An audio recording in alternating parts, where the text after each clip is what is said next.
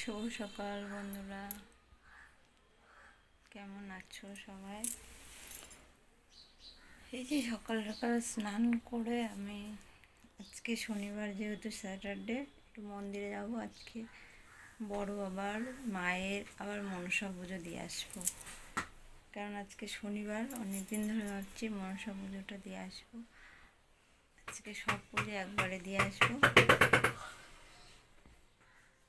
এখন রেডি হয়ে নিয়েছি, এখন যাই পুজোটা দিয়ে আসি, তারপরে সব কাজ করবো। সকালে বাসি কাজ সেরে নিয়েছি।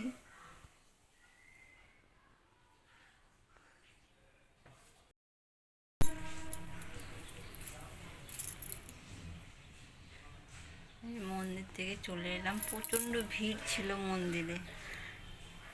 পুজো দিয়ে এসে বসলাম একটু। এখন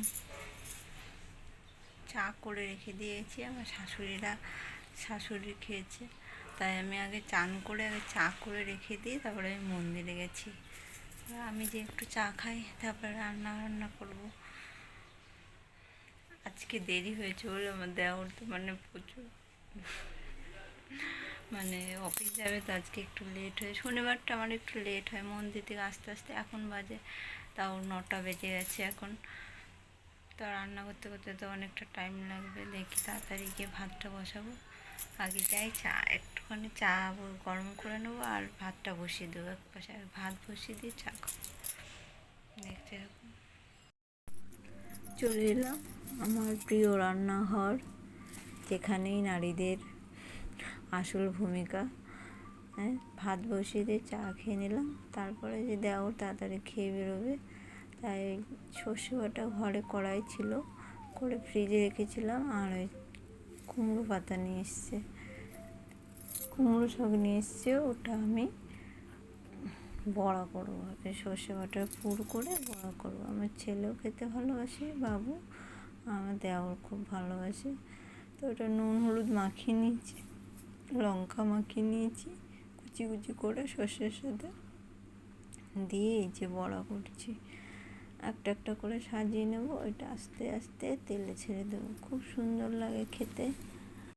এই রেসিপিটা তো আমাকে মাঝে মাঝেই করতে হয়, চাল কুমড়ো পাতা বলুন, তারপরে কুমড়ো পাতা হোক, যদি আনে আমাকে এটা করে দিতেই হবে, আমার দেওরকে আর ছেলেকে।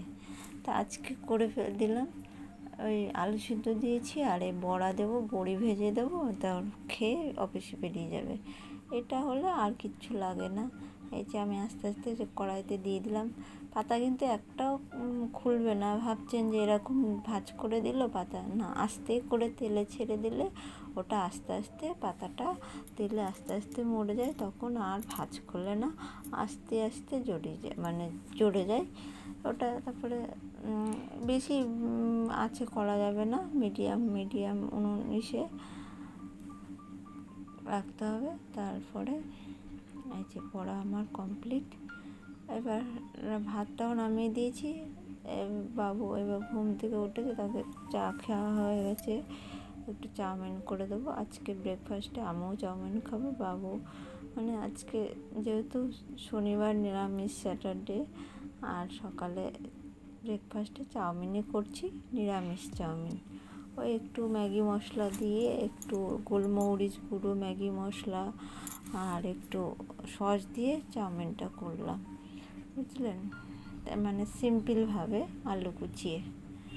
তারপরে বাবুকে দিয়ে দিয়েছি, আমিও একটু খেয়ে নিচ্ছি ব্রেকফাস্টটা করে। তারপরে রান্না করব, আর বাকি রান্না কী যা যা রান্না হবে। তারপর আনাজ কাটতে বসে পড়লাম। আনাজ কাটতে কাটতে বন্ধুদের একটু কমেন্টগুলো শেয়ার করছি। দেখতেই পাচ্ছেন আজকে কী রান্না হবে, চাল কুমড়ো শাক। তো আজকে আওয়ার প্লেটে দিদিভাই কমেন্ট করেছে আগের ব্লগে, যে সকালে ঘর দৌড় আমি যে পরিষ্কার করেছি, বললো হ্যাঁ ঠিকই দিদিভাই, ঘর দৌড় সকালবেলায় মোছামুছি কমপ্লিট করলে একটা কাজটা খুব হালকা লাগে। আমি হ্যাঁ একদম ঠিক, ওটাই যেন বেশি কাজ। তারপরে টুকুন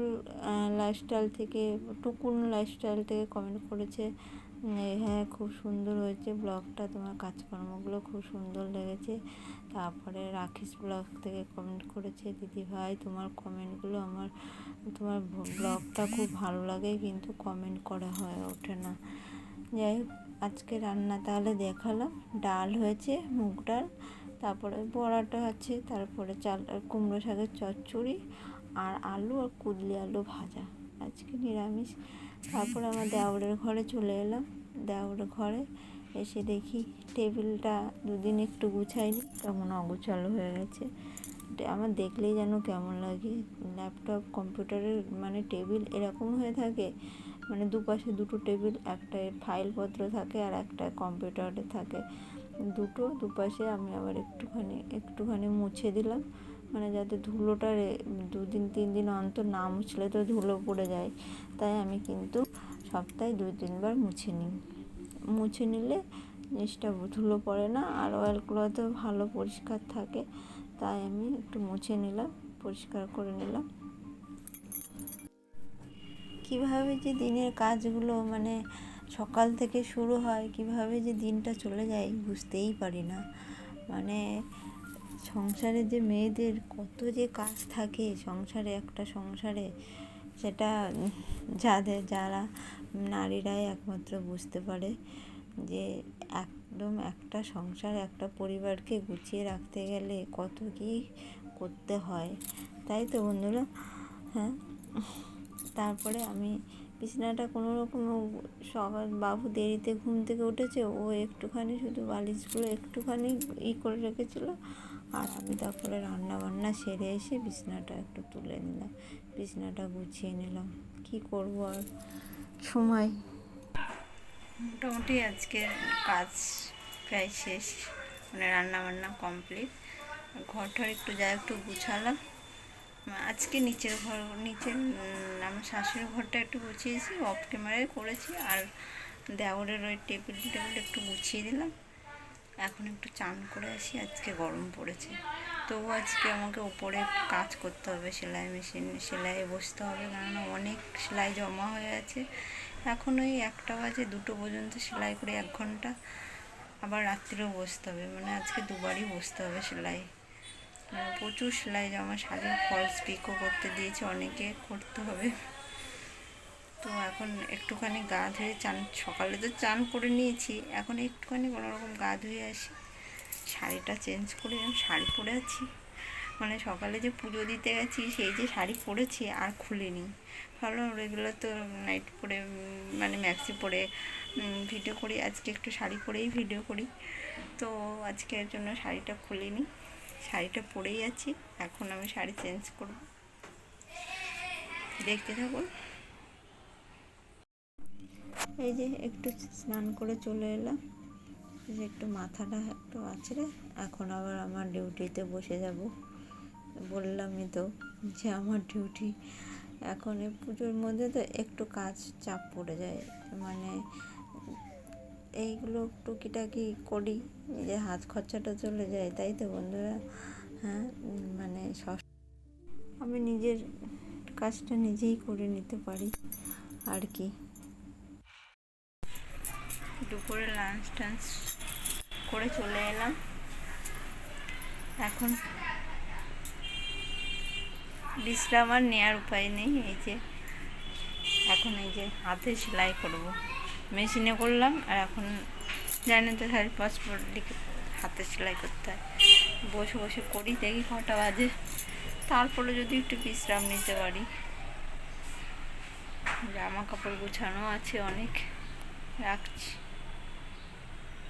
তারপরে সন্ধ্যা হয়ে গেছে, সন্ধ্যা দিয়ে চা করে দিলাম শাশুড়িকে। আমি আজকে আর চা খাইনি, একটু বেরোবো তাই, মানে ভেবেছিলাম সেলাই করবো, তা একটু বেরোনোর আছে, তাই একটা জামা কাপড় গুছিয়ে একটু মানে সব গুছিয়ে টুছিয়ে আমি আর বাবু বেরোবো, একটু মলে যাব, শপিং মলে। তাই একটু তাড়াতাড়ি গুছিয়ে নিচ্ছি, সন্ধেবেলায় দেখি গুছিয়ে রেডি হয়ে গেলাম। একটু কেনাকাটা করার আছে, কেনাকাটা মানে আমার জন্য এখন আপাতত কিছু কিনছি না, আমার কিছু তো কেনাই আছে, আমার বাবুর জন্য একটু প্যান্ট কিনতে, অনেক কিছুই এবার অনলাইনে নিয়ে নিয়েছি। প্যান্টটা মল থেকেই কিনবো, কেননা মল থেকে ট্রায়াল করে নিয়ে আসা যায়। এই যে আমি শপিং মলে চলে এসেছি, ট্রায়াল ঘরে এসে ওর প্যান্ট পরিয়ে দেখছি প্যান্টটা ঠিক হচ্ছে নাকি। তিনবার প্যান্ট পরেছি জানেন তো বন্ধুরা, মানে কোনো প্যান্ট হচ্ছে না, হচ্ছে তো হচ্ছে, কোমরে আর হচ্ছে না। আর মলে তো প্রচুর ভিড়, পুজোর কেনাকাটায় দেখতেই পাচ্ছেন চারিদিকে ভিড়। আমি আর ভিডিও করতে পারছি না, মানে যেটুকু একটুখানি শ্যুট করেছি, তারপরে বাড়ি চলে এলাম বাড়িতে। প্রচুর ভিড়, তারপর আবার রাস্তায় বৃষ্টি শুরু হয়ে গেছে, তাই আর কন্টিনিউ করতে হলো না। আর রাস্তায় মানে এত জ্যাম আমাদের এই কলকাতা বাজারে, জানেন তো মার্কেটের কেমন বাজার। আর আমার বাড়িটা একদম মার্কেটে, একদম মানে মল, বাড়ি মানে ঘর থেকে বেরোলেই সব A to Z, বেরোলে এত ভিড়। আর মলেই আমার সময় কেটে গেছে, মানে বাবুর প্যান্ট বাঁচতে, জিন্সের প্যান্ট একটা কিনে নিয়ে এসেছি, ওতেই আমার সময়টা লেগে গেছে। তারপরে রাস্তায় এসে দেখি বৃষ্টি শুরু হয়ে গেছে, তাড়াতাড়ি করে ঘরে ঢুকে গেছি। এবার চেঞ্জ করি, রাখছি, টাটা। যাই হোক, এই যে চলে এলাম, বাবু এখন একটু পড়তে বসছে, আমিও রান্না বান্না করবো রাতের ডিনার। তাহলে ব্লগটা এখানে এন্ড করছি। যদি ভালো লাগে একটু লাইক, কমেন্ট আর নতুন বন্ধু সাবস্ক্রাইব করে পাশে থাকবেন। নতুন ব্লগে দেখা হবে, টাটা।